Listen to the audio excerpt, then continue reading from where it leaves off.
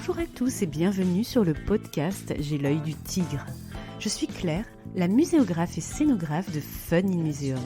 Mon métier, c'est d'aider les musées, les équipements touristiques et tous les professionnels du patrimoine à trouver des solutions pour booster, rendre waouh l'expérience de leurs visiteurs.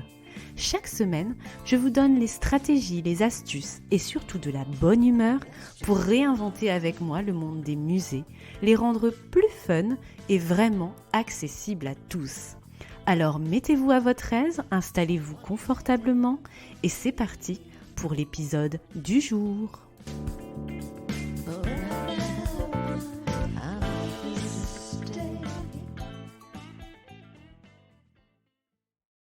Bonjour et bienvenue dans ce nouvel épisode Ready to Shine, le nouveau format du podcast J'ai l'œil du tigre à retrouver tous les 15 jours pour un shoot de motivation et de bonne humeur. Ce sont des épisodes plus intimistes où on discute d'un sujet délicat qui constitue un point de blocage dans ton épanouissement professionnel des métiers de la culture, des musées et du patrimoine, tranquillement en off, une petite séance de coaching ensemble où je revais le rôle de mentor ou de collègue bienveillante comme tu préfères. Aujourd'hui, on va parler de l'importance de se former tout au long de sa carrière et en particulier avant de trouver son premier job. Et là, je ne parle pas d'études universitaires ou même de cursus professionnalisants avec toutes les qualités qu'ils ont, car ils ne t'aident pas forcément à créer la différence lors d'un entretien pour avoir un poste ou le faire évoluer. Tu fais peut-être partie des personnes avec qui je discute qui me disent « Moi, j'ai pas le temps pour me former, j'ai un job, j'ai une vie perso, je suis encore en cursus, j'attends de passer tel concours, etc. etc. » Oui, ok, c'est normal que tu me dises ça, car on a toujours autre chose à faire de plus prioritaire que de se former à un nouveau logiciel, à une nouvelle compétence, de se mettre dans l'inconfort et faire évoluer notre manière de travailler. L'être humain n'aime pas le changement, il aime les routines et se former consiste à créer de nouvelles connexions et ça prend de l'énergie et du temps et on n'aime pas ça. Tu te dis donc peut-être, ok, j'attends de trouver mon premier job ou un job entre guillemets de rêve pour me former concrètement sur le terrain et trouver si possible de bonnes âmes qui vont investir en moi et prendre du temps sur mon temps de travail et le leur pour me former après m'avoir recruté et m'offrir justement la formation que je n'ai pas pris le temps de faire avant mon arrivée. Bon, tu vois un petit peu où je veux en venir. Alors, loin de moi l'idée de te dire que les jobs culturels où on va te recruter et te former ensuite n'existent pas, mais dans la réalité, les recruteurs dont je fais partie désormais à diverses occasions, nous cherchons des personnes opérationnelles de suite. Oui, je sais, c'est pas drôle pour ceux qui débarquent sur le monde professionnel et le marché du travail, mais c'est un fait et moi j'ai pas envie de vous mentir. On a besoin de personnes qui sont capables de faire des tâches concrètes et de promouvoir auprès de nous ces tâches concrètes en autonomie et sans chaperon à chaque étape, être capable par exemple de faire un budget, d'écrire un cahier des charges, de mener des réunions, de tenir les plannings, une personne qui sait le mode d'emploi pour faire une exposition ou toute autre chose. Ce que je te dis là, ce n'est pas que tu dois savoir tout faire exactement et de la meilleure des manières qui soit, mais c'est que tu dois t'inscrire dans une évolution constante et dans une démarche de formation constante dont toi seul tu dois mener.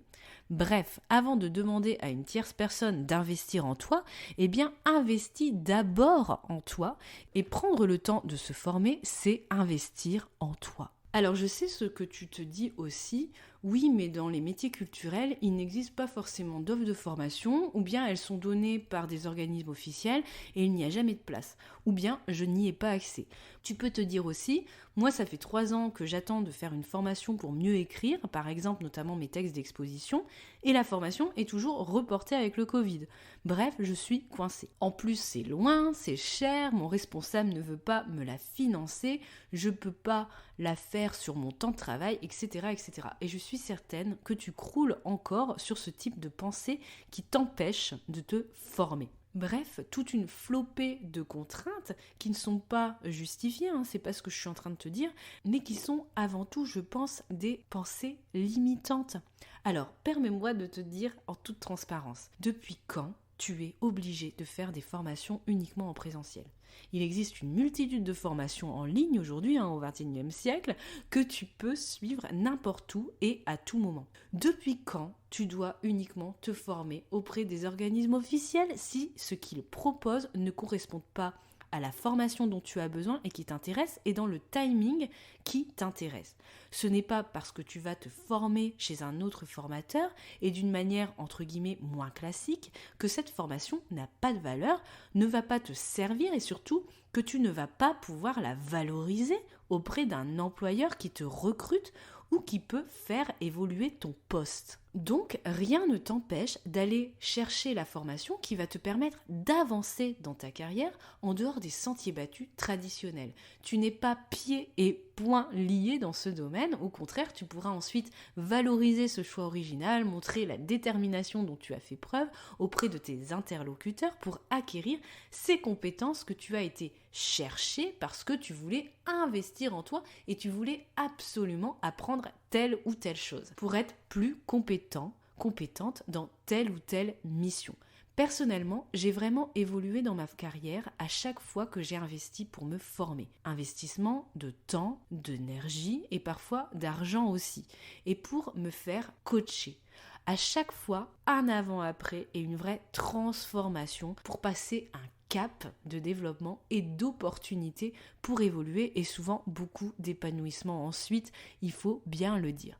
Aujourd'hui, il existe énormément de formations en ligne dans tout domaine où tu peux te former en liberté et avec qualité, soit gratuitement, comme ici sur ce podcast, mais la boîte à outils est plus réduite, c'est un tremplin et tu dois ensuite faire l'effort pour appliquer mes conseils, ou bien des formations payantes à des prix variables, où là le formateur te prend par la main et t'emmène d'un point A à un point B.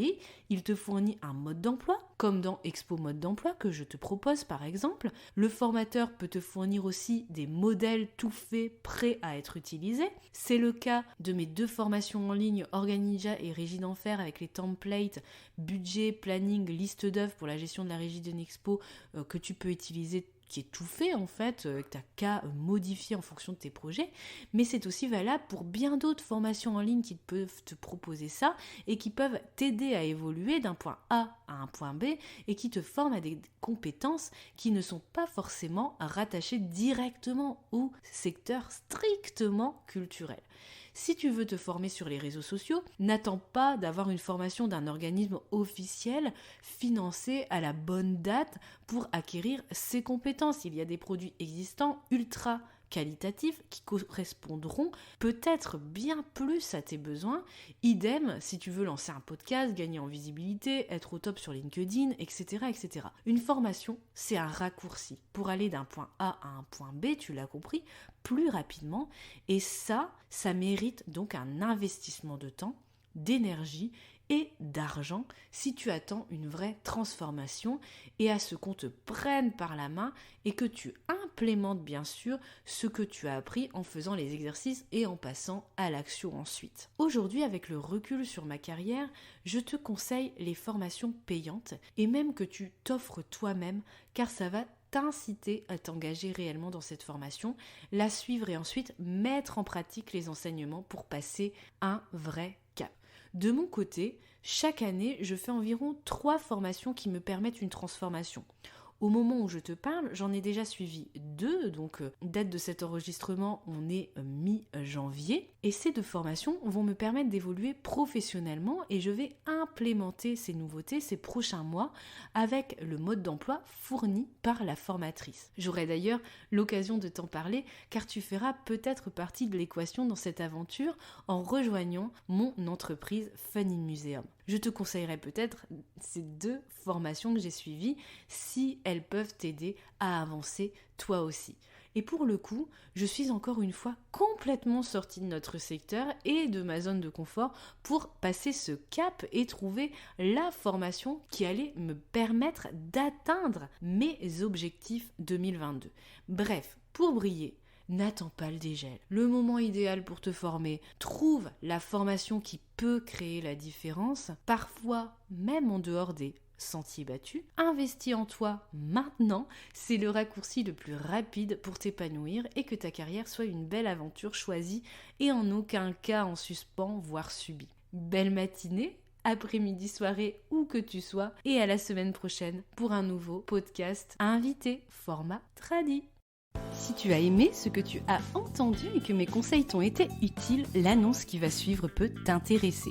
Depuis quelques semaines, la plateforme d'écoute Spotify, la tienne peut-être, te permet de poster un avis et de mettre des étoiles sur la page d'accueil du podcast J'ai l'œil du tigre.